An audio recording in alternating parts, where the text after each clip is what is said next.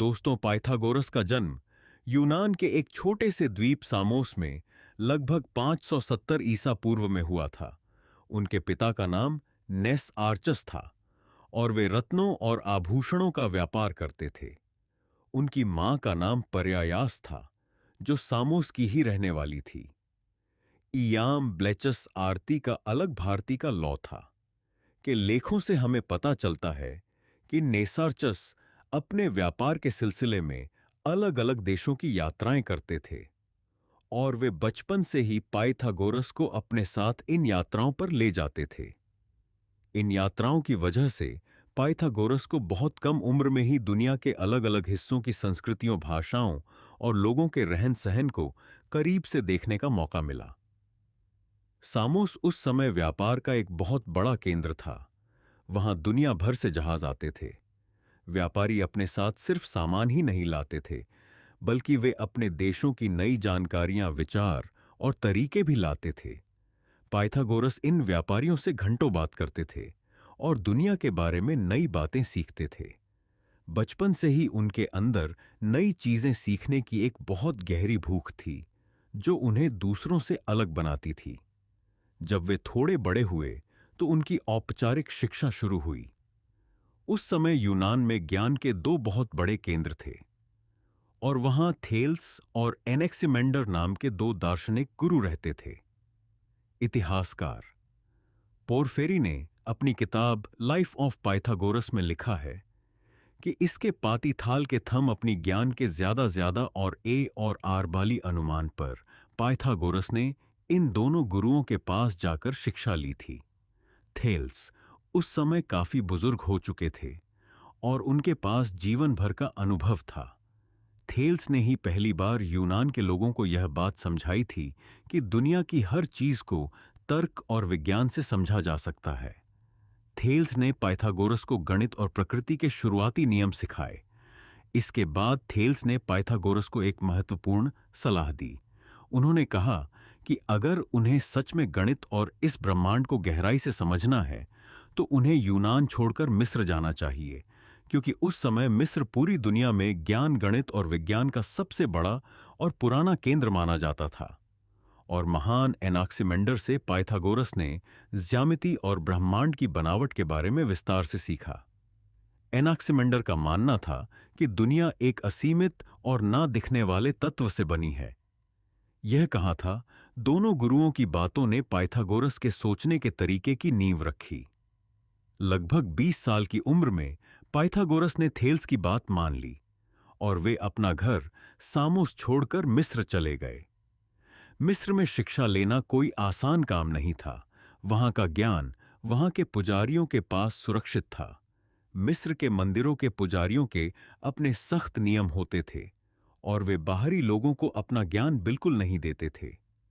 इस बारे में प्राचीन इतिहासकार और लेखक डायोजनीज लेटियस के अनुसार पाइथागोरस को मिस्र के पुजारियों का भरोसा जीतने के लिए बहुत कड़ी मेहनत करनी पड़ी। उन्हें पुजारियों के सारे कठिन नियम मानने पड़े। उन्होंने अपना सिर मुंडवाया, एक खास तरह का सादा जीवन अपनाया और मिस्र के पुजारियों की तरह रहना शुरू किया। पाइथागोरस ने मिस्र में लगभग 22 साल बिताए। मिस्र में उन्होंने जो सबसे जरूरी चीज सीखी वह थी ज्याति यानी ज्योमेट्री। मिस्र में हर साल नील नदी में बहुत बड़ी बाढ़ आती थी और उस बाढ़ की वजह से किसानों के खेतों की सीमाएं पूरी तरह से मिट जाती थीं।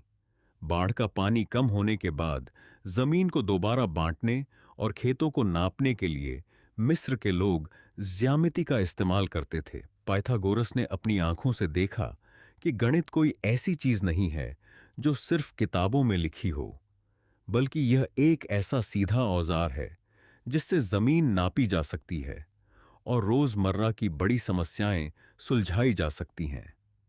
इसके अलावा उन्होंने मिस्र के पुजारियों से अंतरिक्ष तारों की गति और धर्म के बारे में भी बहुत सी नई बातें सीखीं। लेकिन उनका जीवन मिस्र में हमेशा के लिए शांत नहीं रहा। लगभग 525 ईसा पूर्व में फारस के राजा कैम्बिसिस ने मिस्र पर एक बहुत बड़ा हमला कर दिया और इस युद्ध में मिस्र की हार हुई। राजा कैम्बिसिस ने मिस्र के बहुत सारे विद्वानों और पुजारियों को बंदी बना लिया। इतिहासकार इयाम ब्लिचस लिखते हैं कि उन बंदियों में पाइथागोरस भी शामिल थे। फारस की सेना पाइथागोरस को बंदी बनाकर अपने शहर बेबीलोन ले गई। बेबीलोन उस समय एक बहुत ही अलग तरह का शहर था और वहां के लोग गणित और विज्ञान में बहुत आगे थे। पाइथागोरस ने बेबीलोन में बंदी के रूप में लगभग 12 साल बिताए। बेबीलोन में उनकी मुलाकात वहां के पुजारियों से हुई, जिन्हें मेजाई कहा जाता था। मिस्र के लोग गणित के लिए 10 की संख्या का इस्तेमाल करते थे, लेकिन बेबीलोन के लोग 60 की संख्या का इस्तेमाल करते थे। बेबीलोन के लोगों को तारों और ग्रहों की इतनी अच्छी समझ थी कि वे पहले से ही बता देते थे कि चंद्र ग्रहण या सूर्य ग्रहण कब लगने वाला है। पाइथागोरस ने इन 12 सालों में बेबीलोन के लोग देखा करते हैं पुजारियों से अंतरिक्ष की चाल और गणित के बहुत गहरे नियम सीखे। लगभग 56 साल की उम्र में पाइथागोरस को बेबीलोन से रिहाई मिली और वे वापस अपने घर सामोस लौट आए। लेकिन जब वे सामोस लौटे तो उन्होंने देखा कि उनके शहर के हालात पूरी तरह से बदल चुके थे। सामोस पर अब पॉलीक्रेट्स नाम के एक बहुत ही क्रूर शासक का कब्जा था। पॉलीक्रेट्स को लोगों की आज़ादी बिल्कुल पसंद नहीं थी। पाइथागोरस ने सामोस में एक स्कूल खोलने की कोशिश की ताकि वे दुनिया भर से जो ज्ञान लेकर आए थे वह अपने लोगों को सिखा सके। उन्होंने सामोस के बाहर एक गुफा में लोगों को पढ़ाना शुरू किया, लेकिन पॉलीक्रेट्स के राज में लोग इतने डरे हुए थे कि बहुत कम लोग ही पाइथागोरस को सुनने आते थे। पाइथागोरस को यह बात समझ आ गई कि एक क्रूर शासक के राज में खुलकर सोचना और नया ज्ञान फैलाना संभव नहीं है। इसलिए उन्होंने एक बहुत बड़ा फैसला लिया। उन्होंने हमेशा के लिए अपना घर सामोस छोड़ दिया और वे इटली के एक शहर क्रोटन चले गए।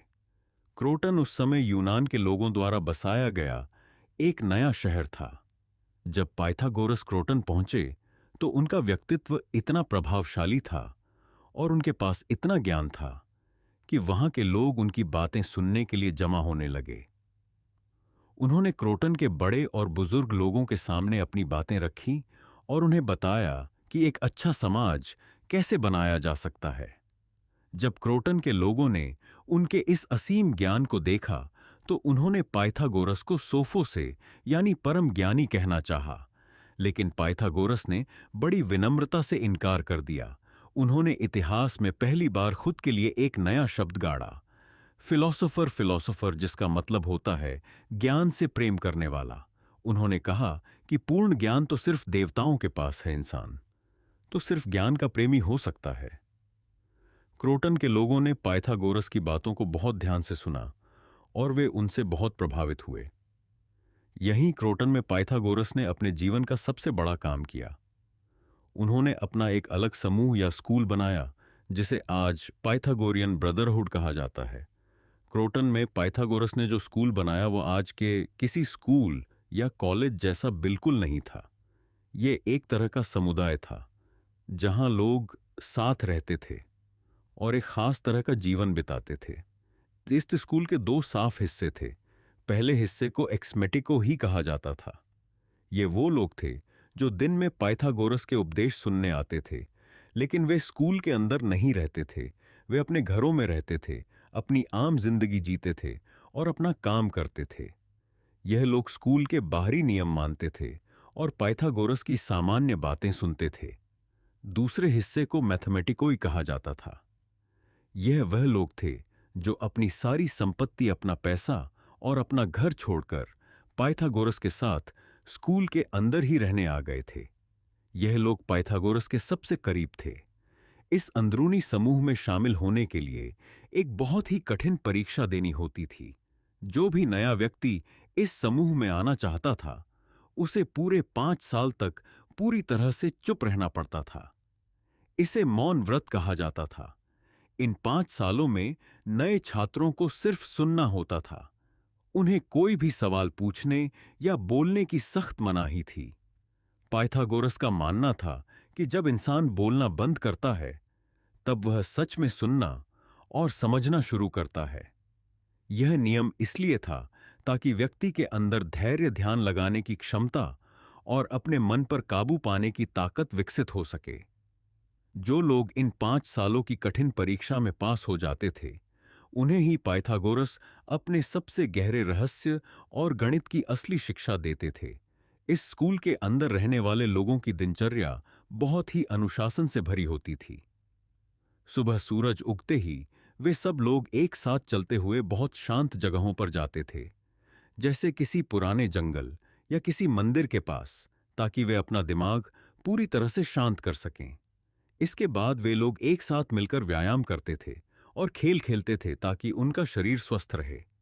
पाइथागोरस का मानना था कि एक स्वस्थ शरीर के अंदर ही एक तेज और स्वस्थ दिमाग काम कर सकता है। दोपहर के समय वे एक साथ मिलेंगे। लोग छोटे छोटे समूहों में बंट जाते थे और गणित, ज्यामिति और विज्ञान के मुश्किल सवालों पर आपस में चर्चा करते थे। रात को वे सब एक साथ मिलकर सादा खाना खाते थे। उनके स्कूल का एक सबसे जरूरी नियम यह था कि उनके समूह में औरतें और आदमी दोनों बराबर थे। उस समय के यूनान में औरतों को शिक्षा का कोई अधिकार नहीं था, लेकिन पाइथागोरस ने अपने स्कूल के दरवाजे औरतों के लिए भी खोले। इतिहास बताता है कि उनके स्कूल में थियानो नाम की एक बहुत मेधावी महिला थी, जो बाद में पाइथागोरस की पत्नी भी बनी। पाइथागोरस के स्कूल में खाने पीने को लेकर बहुत सख्त नियम थे। उनके यहाँ किसी भी जानवर का मांस खाना पूरी तरह से मना था। वे लोग सादा खाना खाते थे, जिसमें रोटी, दाल, फल और सब्जियां शामिल होती थीं। पाइथागोरस ने अपने जीवन में इतनी सारी यात्राएं की और इतना कुछ सीखा, लेकिन उनका मुख्य काम सिर्फ जानकारी जमा करना नहीं था। उन्होंने इस सारी जानकारी को मिलाकर एक बहुत ही नई तरह की सोच दुनिया के सामने रखी। उनका सबसे बड़ा और सबसे खास विचार यह था कि इस पूरी दुनिया को सिर्फ और सिर्फ संख्याओं के जरिए समझा जा सकता है। उनका मानना था कि ब्रह्मांड की हर चीज संख्याओं से बनी है और संख्याओं के नियमों पर ही चलती है। यह बात सुनने में थोड़ी अजीब लग सकती है कि एक पेड़ या एक पत्थर संख्या कैसे हो सकता है, लेकिन पाइथागोरस ने इसे बहुत ही आसान तरीके से समझाया था। उन्होंने इस बात को साबित करने के लिए संगीत और गणित के बीच का संबंध खोजा था। उन्होंने देखा कि जब किसी म्यूजिक इंस्ट्रूमेंट के तार को छेड़ा जाता है तो उसमें से एक साफ आवाज निकलती है। उन्होंने एक प्रयोग किया। उन्होंने एक तार लिया और उसे बजाया। फिर उन्होंने उसी तार को बीच से बिल्कुल आधा कर दिया। जब उन्होंने उस आधे तार को बजाया तो उससे जो आवाज निकली वह पहले वाली आवाज से एकदम मेल खा रही थी, बस वह थोड़ी तीखी थी। अगर उस तार को 3 हिस्सों में बांटा जाए तो एक अलग, लेकिन कानों को अच्छी लगने वाली आवाज निकलती थी। इसका सीधा मतलब यह था कि संगीत जो हमें सुनने में इतना अच्छा लगता है, वह असल में सिर्फ तारों की लंबाइयों का एक गणितीय अनुपात है। एक तार की लंबाई और दूसरे तार की लंबाई के बीच का जो सीधा संबंध है, वही एक सुंदर संगीत पैदा करता है।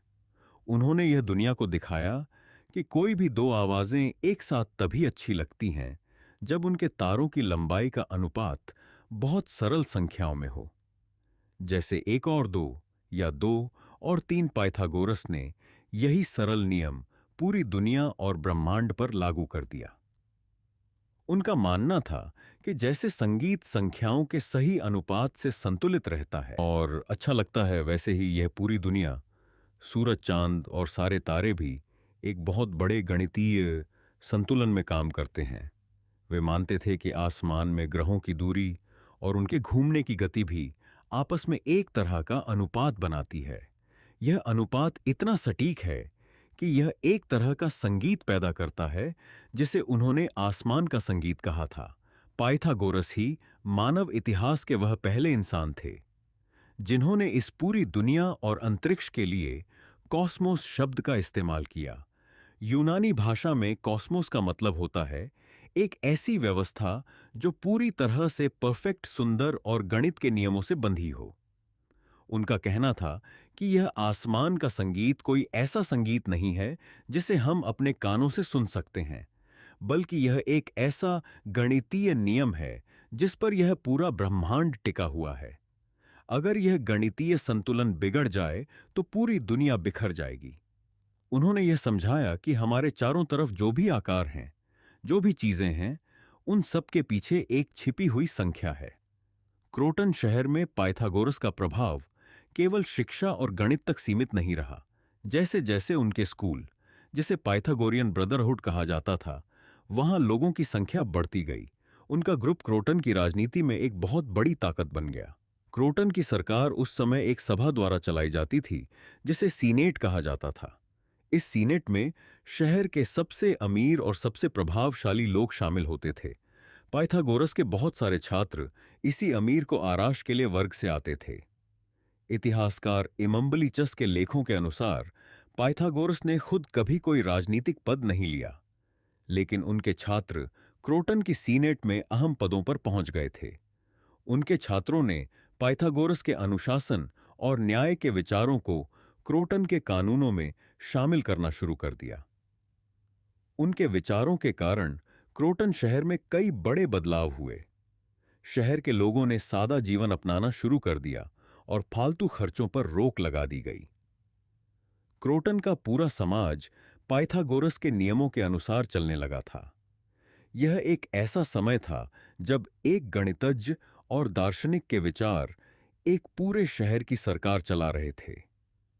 इस राजनीतिक ताकत का सबसे बड़ा परीक्षण 510 ईसा पूर्व में हुआ।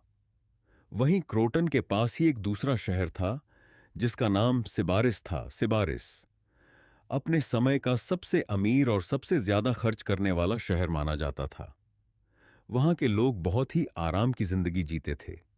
उस समय सिबारिस में टेलिस नाम के एक नेता ने सत्ता पर कब्जा कर लिया था। टेलिस ने सिबारिस के 500 सबसे अमीर नागरिकों की सारी संपत्ति छीन ली और उन्हें शहर से बाहर निकाल दिया।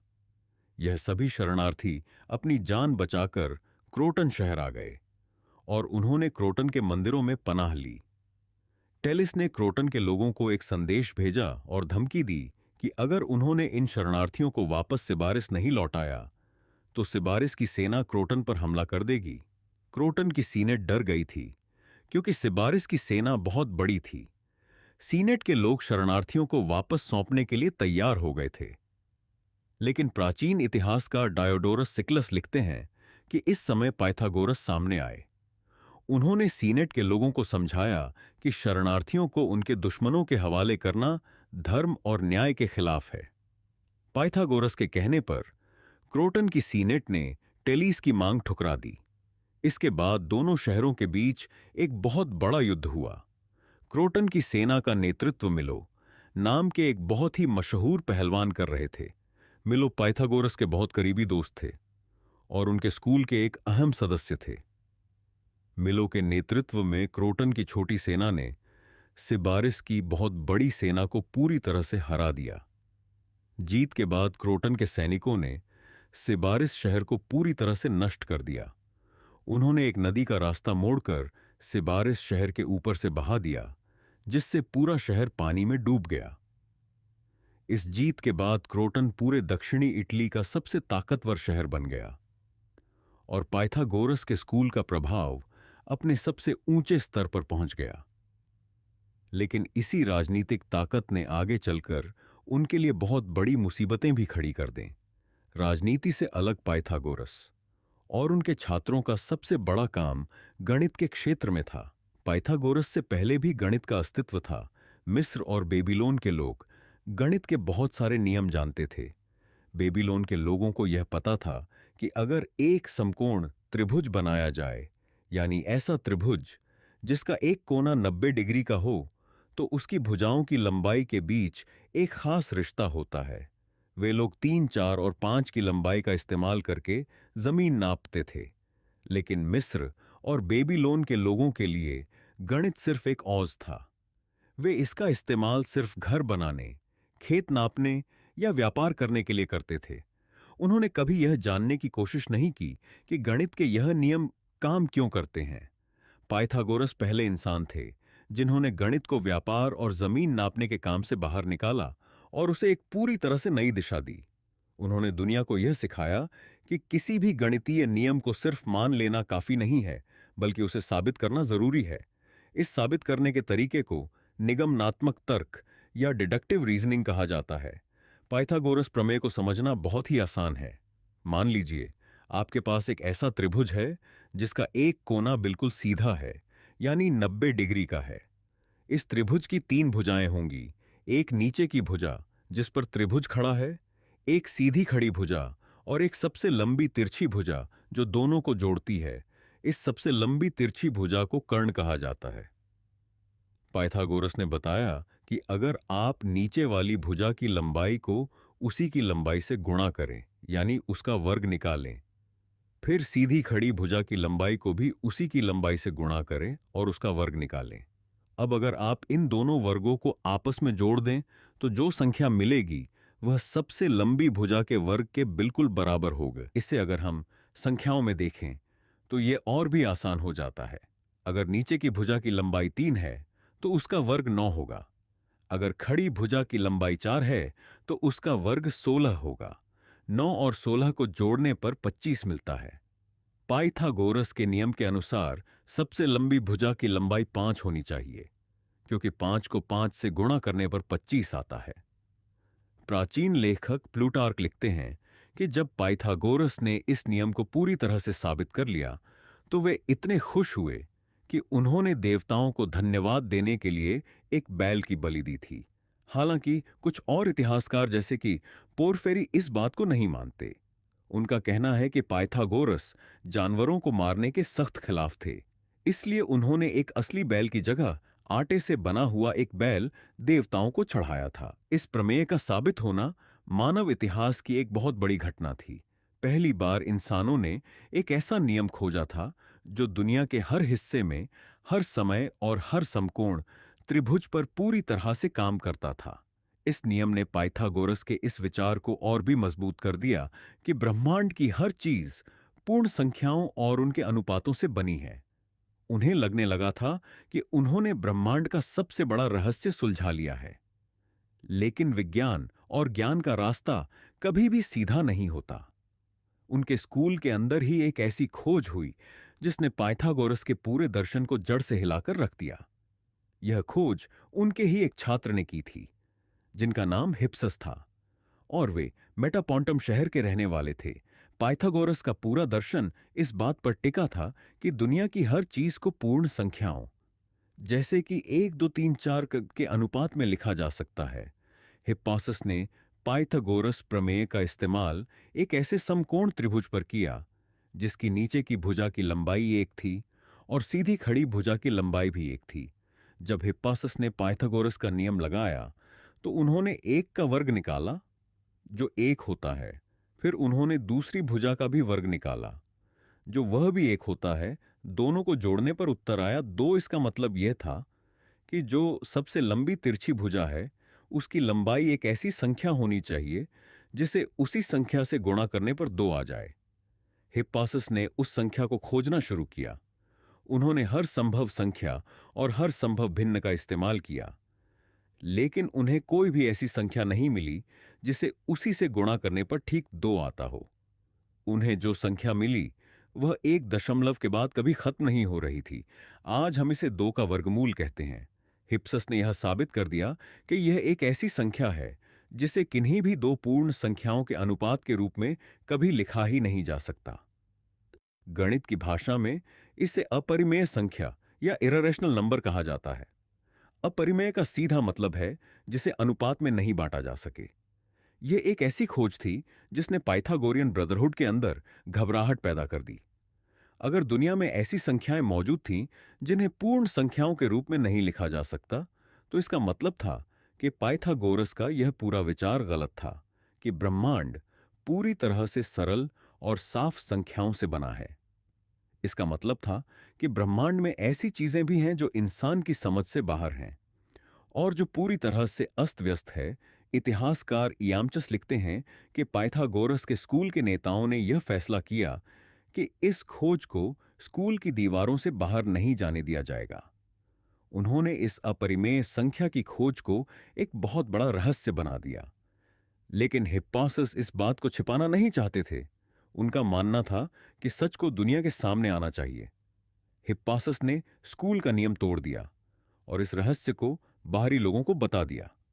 प्राचीन कहानियों के अनुसार पाइथागोरस के समूह के लोग इस बात से इतने नाराज हुए कि उन्होंने हिप्पस को स्कूल से हमेशा के लिए निकाल दिया। कुछ प्राचीन लेखों में यह भी बताया गया है कि जब हिप्पासस समुद्र की यात्रा कर रहे थे तो उन्हें उनके ही साथियों ने जहाज से पानी में धकेल दिया था और वे डूब गए थे।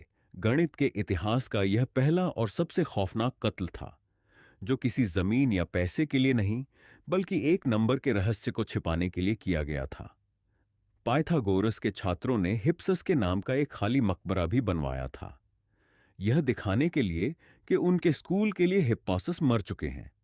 यह घटना दिखाती है कि पाइथागोरस का स्कूल ज्ञान खोजने के साथ साथ अपने विचारों को बचाने के लिए कितना कठोर हो चुका था।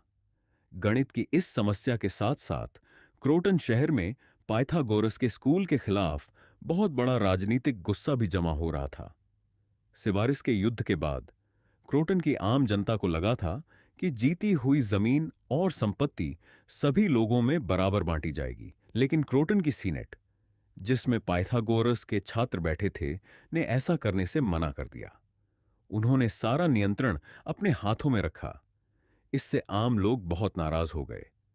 इसी समय क्रोटन में साइलोन नाम के एक बहुत ही अमीर और ताकतवर व्यक्ति सामने आए। साइलोन दिखने में बहुत अच्छे थे और उनका परिवार बहुत मशहूर था। साइलोन पाइथागोरस के स्कूल के अंदरूनी समूह का हिस्सा बनना चाहते थे। उन्होंने पाइथागोरस के पास जाकर समूह में शामिल होने की इच्छा रखी, लेकिन पाइथागोरस लोगों का चेहरा पढ़कर उनके स्वभाव को समझने की कला जानते थे। उन्होंने देखा कि साइलोन के अंदर घमंड और गुस्सा भरा हुआ है और उनमें अनुशासन की कमी है। पाइथागोरस ने साइलोन को अपने स्कूल में शामिल करने से साफ मना कर दिया। इस अपमान के बाद साइलोन पाइथागोरस के सबसे बड़े दुश्मन बन गए। साइलोन ने क्रोटन के आम लोगों की नाराजगी का फायदा उठाया। उन्होंने लोगों को इकट्ठा करके यह बताना शुरू किया कि पाइथागोरस और उनके छात्र कोई ज्ञानी लोग नहीं हैं, बल्कि वे एक गुप्त समूह हैं जो पूरे क्रोटन शहर पर अपना कब्जा जमाना चाहते हैं। साइलोन ने लोगों के मन में डर पैदा कर दिया कि पाइथागोरस लोकतंत्र को खत्म कर देंगे। लगभग 509 ईसा पूर्व में साइलोन ने अपने समर्थकों की एक बहुत बड़ी भीड़ जमा की। उस समय पाइथागोरस और उनके स्कूल के लगभग 40 सबसे खास सदस्य मिलो पहलवान के घर के अंदर एक बैठक कर रहे थे। साइलोन की भीड़ ने मिलों के घर को चारों तरफ से घेर लिया। भीड़ ने घर के सभी दरवाजों को बाहर से बंद कर दिया और पूरे घर में आग लगा दी। आग बहुत तेजी से फैली। डायोजनीस लेटियस के लेखों के अनुसार पाइथागोरस के बहुत सारे छात्र उस आग में जलकर मारे गए। कुछ छात्रों ने अपनी जान की परवाह किए बिना आग के ऊपर लेटकर एक इंसानी पुल बना दिया ताकि पाइथागोरस उनके शरीरों के ऊपर से गुजरकर आग से बाहर निकल सके। पाइथागोरस किसी तरह उस आग से बचने में कामयाब रहे। वे रात के अंधेरे में क्रोटन शहर से भाग निकले। उन्होंने सबसे पहले कोलोनिया और लोक्रिस नाम के शहरों में पनाह मांगी, लेकिन उन शहरों के लोगों ने साइलोन के डर से पाइथागोरस को अपने शहर में आने से मना कर दिया। अंत में पाइथागोरस मेटापोंटम नाम के शहर में पहुंचे। मेटापोटम के लोगों ने उनका स्वागत किया और उन्हें रहने की जगह दी। मेटापोटम में पाइथागोरस ने अपने जीवन के आखिरी दिन बहुत ही एकांत में बिताए। उनके पास अब ना तो उनका स्कूल था और ना ही उनके वे छात्र जो उनके साथ दिन रात रहते थे। पाइथागोरस ने मेटापोम में देवियों के मंदिर में शरण ली। उनके जीवन का अंत कैसे हुआ, इस बारे में प्राचीन इतिहासकारों के अलग अलग विचार हैं। डाइसर्चस नाम के इतिहासकार लिखते हैं कि पाइथागोरस ने क्रोटन की घटना के बाद पूरी तरह से खाना पीना छोड़ दिया था और मेटापोंटम के मंदिर में भूख हड़ताल करते हुए उन्होंने अपने प्राण त्याग दिए। कुछ अन्य लेखकों का मानना है कि पाइथागोरस की मृत्यु बहुत बुढ़ापे में स्वाभाविक कारणों से हुई थी। मृत्यु के समय उनकी उम्र 80 साल से ज्यादा थी। मेटापोंटम के लोगों ने पाइथागोरस का बहुत सम्मान किया और उनके मरने के बाद उस मंदिर को एक स्मारक में बदल दिया। पाइथागोरस की मृत्यु के बाद साइलोन और उनके समर्थकों ने पूरे इटली में पाइथागोरस के स्कूलों पर हमले शुरू कर दिए। पाइथागोरियन ब्रदरहुड के बचे हुए सदस्यों को इटली छोड़कर भागना पड़ा। फिलोलस एंड लिसिस नाम के दो बहुत ही प्रमुख छात्र भागकर यूनान के शहर थीशियस चले गए। इन लोगों के इटली से भागने का एक बहुत बड़ा फायदा यह हुआ कि पाइथागोरस का जो ज्ञान पहले सिर्फ एक छोटे से गुप्त समूह के पास था, वह अब पूरी दुनिया में फैलने लगा। फिलोलस ने पाइथागोरस के सारे विचारों को पहली बार किताबों के रूप में लिखा। बाद में यह किताबें महान दार्शनिक प्लेटो के हाथों में पड़ी। प्लेटो पाइथागोरस के गणित और ब्रह्मांड के विचारों से इतने ज्यादा प्रभावित हुए कि उन्होंने पाइथागोरस के कई विचारों को अपने दर्शन में शामिल कर लिया। पाइथागोरस का जीवन भले ही एक आग में खत्म हो गया हो, लेकिन उन्होंने इंसान के सोचने का तरीका हमेशा के लिए बदल दिया। उन्होंने दुनिया को यह विश्वास दिलाया कि यह ब्रह्मांड कोई ऐसा रहस्य नहीं है जिसे समझा ना जा सके। उन्होंने सिखाया कि अगर इंसान अपने दिमाग का सही इस्तेमाल करे और गणित के तर्कों को समझे, तो वह तारों की चाल से लेकर संगीत की आवाजों तक हर चीज का सच जान सकता है। आज दुनिया में जो भी आधुनिक विज्ञान काम कर रहा है, उसकी पहली नींव उसी दिन रखी गई थी जब पाइथागोरस ने साबित किया था कि चीजों को सिर्फ देखना काफी नहीं है, उन्हें गणित के जरिए साबित करना पड़ता है। यह थी पाइथागोरस के जीवन और उनके विचारों की पूरी कहानी। उनके बनाए हुए नियम आज भी हमारी किताबों में पढ़ाए जाते हैं और उनके तर्क आज भी विज्ञान का रास्ता तय करते हैं। पाइथागोरस का जीवन आपको कैसे प्रभावित करती है? निगमनात्मक तर्क और अपरिमेय संख्याओं की यह यात्रा आपको कैसी लगी? अपने विचार नीचे जरूर साझा करें और हमारे साथ ऐसी ही और ऐतिहासिक जीवनियों के लिए जुड़े रहें और चैनल को सब्सक्राइब जरूर करें।